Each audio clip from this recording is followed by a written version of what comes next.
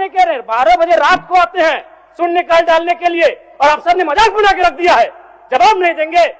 ये सवाल जनता का है, जिस जनता के टैक्स से पैसे से सूट पहनते हैं, जो ईमानदार है उनको यहाँ से जोहार है। हमें लगता है एक बालू गाड़ी 3-4 थाना क्षेत्रों से पार होता है और कोई थाना प्रभारी ऐसा नहीं है जिसका मंथली पर महीने का इनकम 3 लाख से 5 लाख रुपए केवल अवैध बालू से हो रहा है। नहीं देंगे।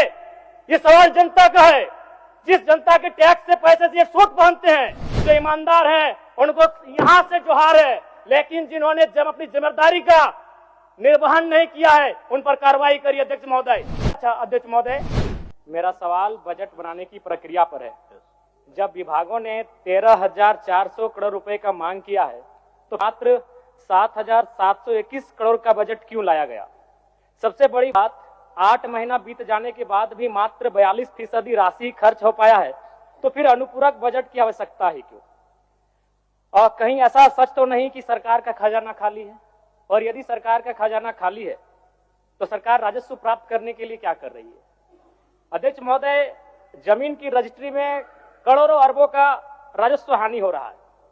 किसी जमीन की कीमत यदि 1 करोड़ होता है तो कागज में दिखाया जाता है 25 लाख।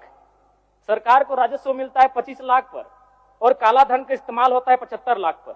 महोदय, अगर मेरी बात पर आपको संदेह है तो किसी भी इस राज्य में अगर किसी भी बड़ा भूखंड, एकड़ों का भूखंड अगर उसका खरीद बिक्री हुआ है तो आप उसकी एसीबी के माध्यम से जांच करवा ले, दूध का दूध और पानी का पानी हो जाएगा।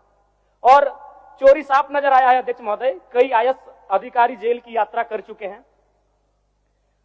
अध्यक्ष महोदय, मैं कोयलांचल से आता हूं और ईडी, जांच एजेंसी और तमाम न्यूज चैनल्स रिपोर्ट की मानी तो प्रत्येक दिन झारखंड राज्य में 1000 अवैध गाड़ियों का निकासी होता है। यदि एक कोयले की गाड़ी में 50 टन कोयला मान ले और 1 टन का मूल्य अगर 5,000 रुपए मान ले तो 25 करोड़ रुपए एक दिन का होता है। अगर 365 से गुना करते हैं तो 9,125 करोड़ रुपए होता है अध्यक्ष महोदय, यानी लगभग 9,000 करोड़ रुपए, जो कि आपके अनुपूरक बजट से ज्यादा होता है। यानी कोयलांचल से इतनी अवैध मात्रा में कोयला का कारोबार हो रहा है, अगर उस पर सरकार नियंत्रण कर ले तो आपका एक अनुपूरक बजट के बराबर वो राशि होती है, वो राजस्व आपको फायदा होगा। अध्यक्ष महोदय, अगर बालू की बात करें तो वो तो सरेआम है, सब अपनी आंखों से देखते हैं। 1-2 अधिकारी ईमानदार होंगे तो भाई उनको जोहार होगा।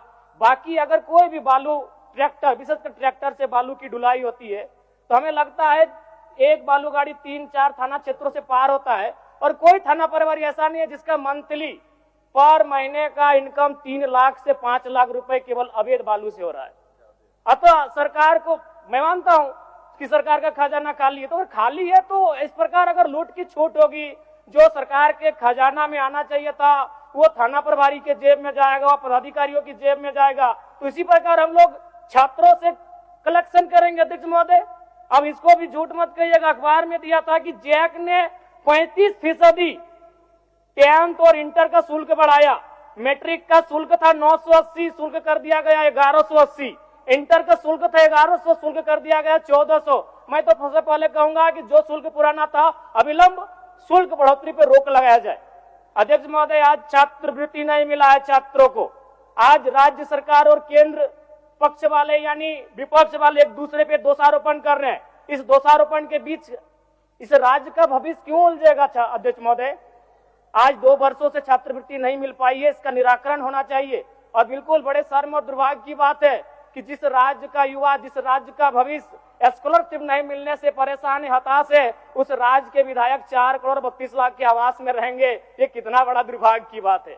आज आंदोलनकारी लगातार अपनी आवाज को बुलंद कर रहे हैं। जिन्होंने अपने लहू से इस राज्य को सींचा, अपने खून से इस राज्य को बनाया, आज जो 3,500 का पेंशन प्राप्त कर रहे हैं। और जिस राज्य के मंत्री 6 करोड़ के आवास में रहेंगे और उस राज्य के आंदोलनकारी सम्मान नहीं पाएंगे जिन्होंने लहू से राज्य बनाया है, यह अभी दुर्भाग्य का विषय। अध्यक्ष महोदय, अध्यक्ष महोदय, चाहे मान्य सदस्य सबको एक्स्ट्रा टाइम मिला है, इतने संक्षिप्त करिए आप। चलिए ठीक है। अध्यक्ष महोदय, बड़े सौभाग्य से हम 2 मंत्रियों के बीच में आते हैं। 32 और 34 दोनों साथ बैठे हैं, हमेशा यूं ही साथ बैठे, हमारी शुभकामनाएं। एक ही कुर्सी में बैठे हैं। और दोनों के बीच हम आते हैं 33। एक बार भी मंत्री महोदय मेरे विधानसभा में गए नहीं। क्यों नहीं गए? योजना ही नहीं है, इनका दोष नहीं है। मेरे विधानसभा में कोई नई योजना, किसी के विधानसभा में मंत्री पद का कार्य क्या है? सिर्फ अपना विधानसभा नहीं होता है, कम से कम साल भर हो चुका है, एक विधानसभा तो इनको विजिट करना चाहिए था, अपने पड़ोस के जिले को तो विजिट करना चाहिए था। तो ये तो सच्चाई है अध्यक्ष महोदय। दूसरी बात, आलिम फाजिल की परीक्षा जैक द्वारा संचालित होती है, किंतु वर्तमान में सहायक आचार्य की नियुक्ति में प्रमाण पत्र की वैधता को खत्म कर दिया गया है। और सबसे महत्वपूर्ण बात अध्यक्ष महोदय, जैसा कि अखबार के माध्यम से हम सभी ने पढ़ा कि विभाग सवालों का उत्तर नहीं दे रहा है। अध्यक्ष महोदय, शून्यकाल में कल रात्रि 12 बजे नीरा मैडम और मंगल कालिंद्रा का झगड़ा हो गया। एक दिन राजा साहब और हमारी गाड़ी का टक्कर हो जाता, इतना रफ्तार में आए, बोले कि नहीं राजा साहब को तो शून्यकाल डालने नहीं देंगे, इनसे पहले हम जाएंगे। अध्यक्ष महोदय, ये कोई मजाक नहीं कह रहे, 12 बजे रात को आते हैं शून्यकाल डालने के लिए और अफसर ने मजाक बना के रख दिया है, जवाब नहीं देंगे। ये सवाल जनता का है, जिस जनता के टैक्स से पैसे से ये सूट पहनते हैं, जिस जनता के टैक्स से ये वोट पहनते हैं, कोट पहनते हैं, उस जनता का सवाल है। और जनता का सवाल का उत्तर नहीं देते अफसर। जो ईमानदार है उनको यहां से जोहार है, लेकिन जिन्होंने अपनी जिम्मेदारी का निर्वहन नहीं किया है उन पर कार्रवाई करिए अध्यक्ष महोदय। 12 बजे रात को हम लोग सवाल डालते हैं। चलिए।